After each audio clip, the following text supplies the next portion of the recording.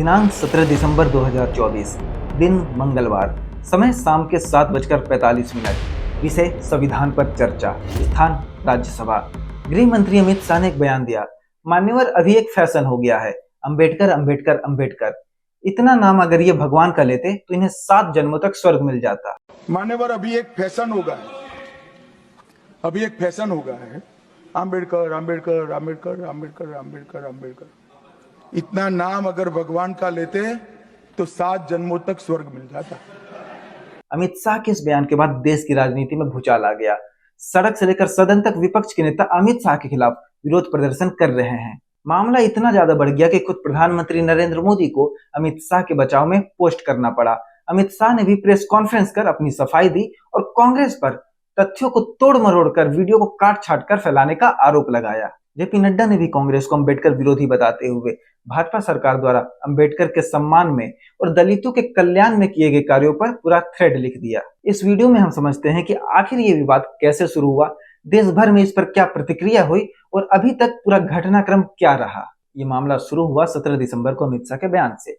अमित शाह अपने भाषण में पंडित जवाहरलाल नेहरू की पहली कैबिनेट में डॉक्टर अंबेडकर की स्थिति का जिक्र कर रहे थे। अमित शाह ने कहा, अंबेडकर ने देश की पहली कैबिनेट से इस्तीफा क्यों दिया? उन्होंने कई बार कहा है कि वह अनुसूचित जाति और जनजातियों के साथ होने वाले व्यवहार से असंतुष्ट है। उन्होंने सरकार की विदेश नीति से असहमति जताई थी। अनुच्छेद 370 से भी सहमत नहीं थे। अंबेडकर को आश्वासन दिया गया था जो पूरा नहीं हुआ, इसलिए कैबिनेट से उन्होंने इस्तीफा दे दिया था। इसी भाषण के दौरान उन्होंने कहा, मान्यवर, अभी एक फैशन हो गया है, अंबेडकर अंबेडकर अंबेडकर। इतना अगर ये भगवान का नाम लेते तो इन्हें 7 जन्मों तक स्वर्ग मिल जाता। इस बयान को विपक्षी नेताओं ने बाबा साहब अंबेडकर का अपमान बताया और विरोध करना शुरू कर दिया, इस्तीफा मांगना शुरू कर दिया। सोशल मीडिया प्लेटफॉर्म एक्स पर पोस्ट कर राहुल गांधी ने कहा, मनुस्मृति मानने वालों को अंबेडकर से तकलीफ बेशक होगी। कांग्रेस प्रेसिडेंट मल्लिकार्जुन खड़गे ने अपनी पोस्ट में कहा, गृह मंत्री अमित शाह ने जो आज भरे सदन में बाबा साहेब का अपमान किया है, उससे फिर एक बार सिद्ध हो गया कि बीजेपी आरएसएस तिरंगे के खिलाफ थे। उनके पुरखों ने अशोक चक्र का विरोध किया था। संघ परिवार के लोग पहले दिन से भारत के संविधान के बजाय मनुस्मृति को लागू करना चाहते थे। उन्होंने आगे कहा, मोदी सरकार के मंत्री कान खोलकर समझ ले कि मेरे जैसे करोड़ों लोगों के लिए बाबा साहेब डॉक्टर अंबेडकर जी भगवान से कम नहीं है।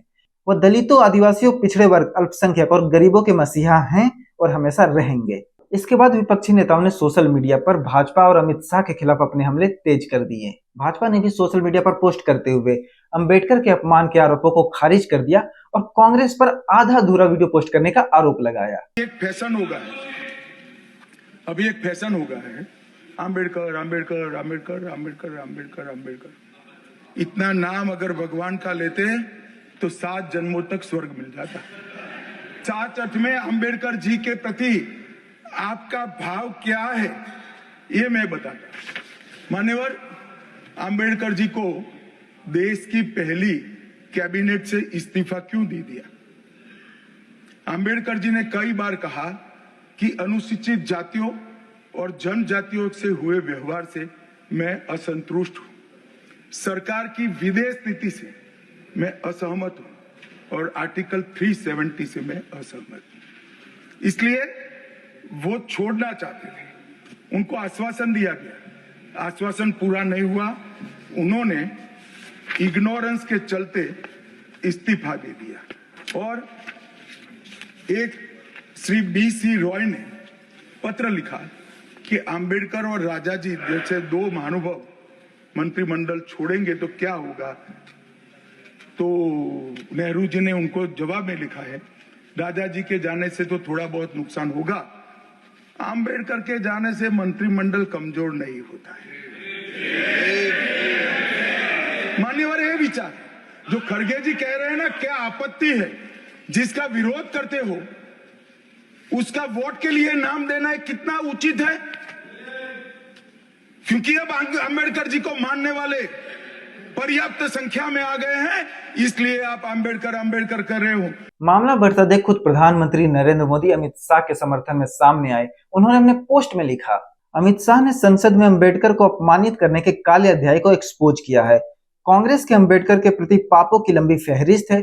जिसमें उन्हें 2 बार चुनाव में हराना भी शामिल है। तमाम नेतागण इस विवाद में शामिल हुए और सभी ने सोशल मीडिया पर पोस्ट कर अपनी अपनी पार्टी का पक्ष रखा। इसी दिन विपक्षी सांसद हाथ में अंबेडकर की तस्वीर लेकर विरोध प्रदर्शन कर रहे थे। इसी दिन बुधवार को अमित शाह ने 4:45 पर प्रेस कॉन्फ्रेंस कर कांग्रेस के सभी आरोपों को खारिज किया और कांग्रेस पर वीडियो को काट छाट कर पब्लिश करने का, पोस्ट करने का आरोप लगाया। इसके बाद देश भर में विपक्षी दलों ने अमित शाह और भाजपा के खिलाफ विरोध प्रदर्शन किया और अमित शाह के इस्तीफे की मांग की। कर्नाटक में विरोध जताने के लिए कांग्रेस विधायक विधानसभा में अंबेडकर की तस्वीर लेकर पहुंचे।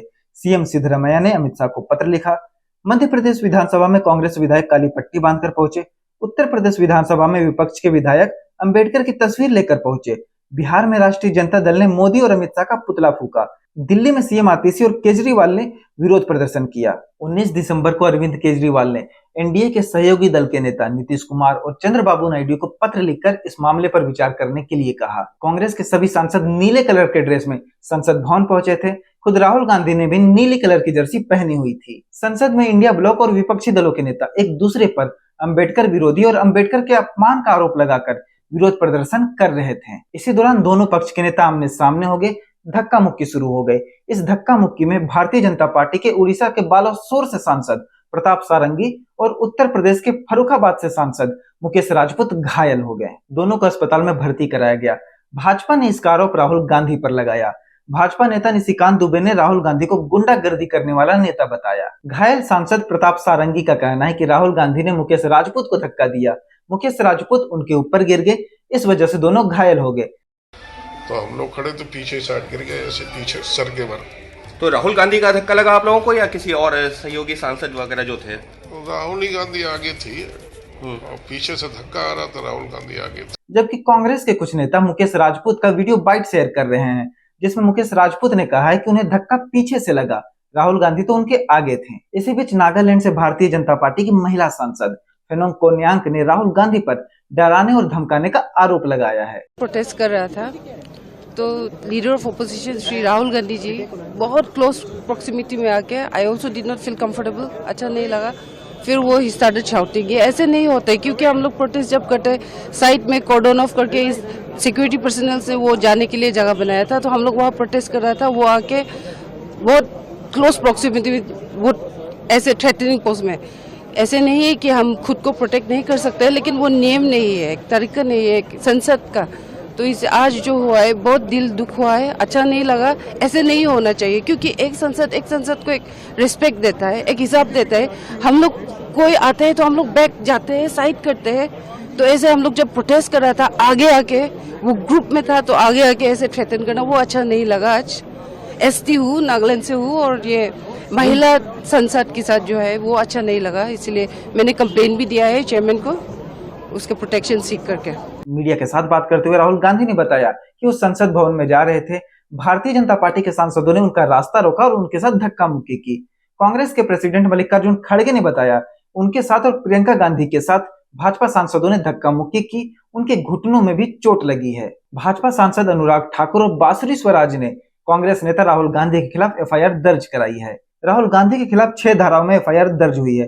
धारा 109 हत्या का प्रयास, धारा 115 चोट पहुंचाने के इरादे से काम करना, धारा 117 जानबूझकर गंभीर चोट पहुंचाना, धारा 125 निजी सुरक्षा को जानबूझकर खतरे में डालना, धारा 131 धक्का देना और डराना धमकाना, धारा 351 धमकी देना। वहीं दूसरी तरफ कांग्रेस नेताओं ने भी कांग्रेस प्रेसिडेंट मल्लिकार्जुन खड़गे के साथ दुर्व्यवहार करने का आरोप लगाते हुए भाजपा नेताओं के खिलाफ एफआईआर दर्ज कराई है। एक अधिकारी ने बताया कि दिग्विजय सिंह, मुकुल वासनिक, राजीव शुक्ला और प्रमोद तिवारी सहित कांग्रेस सांसदों के प्रतिनिधिमंडल ने थाने में जाकर शिकायत सौंपी है। इस विवाद के बाद भारतीय जनता पार्टी और कांग्रेस दोनों ही दलों ने प्रेस कॉन्फ्रेंस कर अपना अपना पक्ष सामने रखा है। तो ये रही संविधान शिल्पी बाबा साहब भीमराव अम्बेडकर पर अमित शाह के द्वारा दिए गए एक बयान से उपजे हुए विवाद की पूरी कहानी। लेटेस्ट खबरों के लिए और अपडेट्स के लिए वयम भारत के यूट्यूब चैनल को सब्सक्राइब कर लीजिए। धन्यवाद।